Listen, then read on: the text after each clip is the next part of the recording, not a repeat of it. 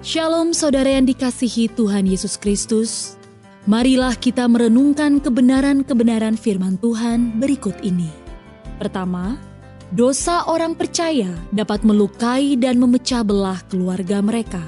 Favoritisme, jalur komunikasi yang terputus, kebohongan, cinta dunia, kehidupan agama yang bersifat lahiriah dan mencari berkat Tuhan melalui cara berdosa dapat mencabik-cabik keluarga Kristen.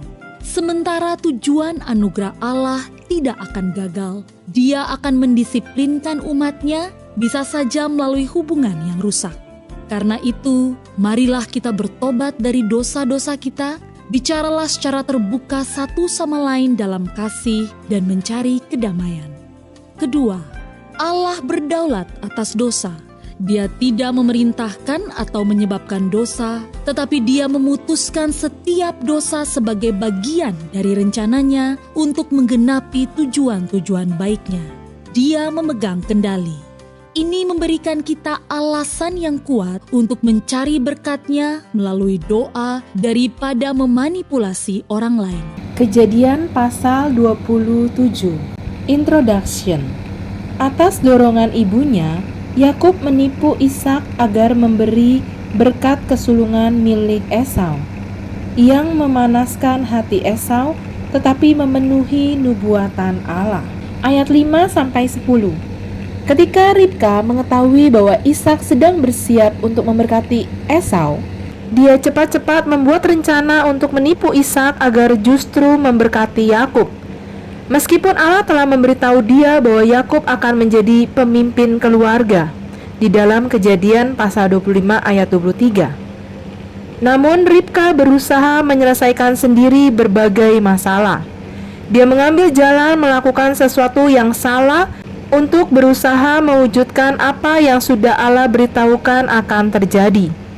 Bagi Ribka, yang penting hasil akhirnya walaupun dengan menghalalkan segala cara. Tak peduli betapa baiknya tujuan kita tidak boleh berusaha mencapainya dengan melakukan hal yang salah. Apakah Allah akan menyetujui metode-metode yang kita sedang gunakan untuk mencapai tujuan kita? Bagaimana kita bereaksi terhadap dilema moral seringkali menyingkapkan motif kita yang sebenarnya. Sering kita lebih khawatir mengenai soal ketahuan daripada mengenai soal melakukan yang benar. Yakub rupanya tidak peduli dengan penipuan yang direncanakan ibunya. Sebaliknya, dia takut mendapatkan masalah ketika melakukan rencana tersebut. Bila kita ketahuan, kita mungkin sedang berlaku kurang jujur. Biarkan ketakutan kita itu menjadi peringatan untuk berbuat benar. Yakub membayar harga yang mahal karena menjalankan rencana tidak jujur ini. Ayat 11-13. Yakub ragu-ragu ketika mendengar rencana Ribka yang penuh tipuan. Meskipun ia mempertanyakannya untuk alasan yang salah, takut ketahuan, dia protes dan dengan demikian memberi ibunya satu kesempatan terakhir untuk mempertimbangkan kembali. Namun Ribka sudah begitu matang rencananya, sehingga dia tidak dapat lagi melihat dengan jelas apa yang diperbuatnya. Dosa telah menjeratnya dan sedang menjatuhkan karakternya. Memperbaiki diri ketika sedang berbuat salah dapat menimbulkan perasaan terluka dan kecewa. Tetapi tindakan itu juga akan mendatangkan kebebasan dari kendali dosa. Ayat 19. Meskipun Yakub mendapatkan berkat yang diinginkannya, penipuan terhadap ayahnya harus dibayarnya dengan sangat mahal. Ini adalah beberapa konsekuensi dari penipuannya. Dia tidak pernah melihat ibunya lagi. Kakaknya ingin membunuhnya. Dia ditipu oleh pamannya Laban. Keluarganya tercabik-cabik oleh percekcokan. Esau menjadi pendiri dari suatu bangsa yang memusuhi keturunannya. Dia diasingkan dari keluarganya selama bertahun-tahun. Ironisnya, Yakub toh bagaimanapun juga pasti menerima hak kesulungannya dan berkat itu. Bayangkan betapa akan berbeda hidupnya seandainya dia dan ibunya menanti Allah yang bekerja menurut caranya dan pada waktunya. Ayat 33. Pada zaman dahulu, perkataan seseorang bersifat mengikat, hampir sama dengan kontrak tertulis pada saat ini. terutama kalau itu merupakan sumpah resmi.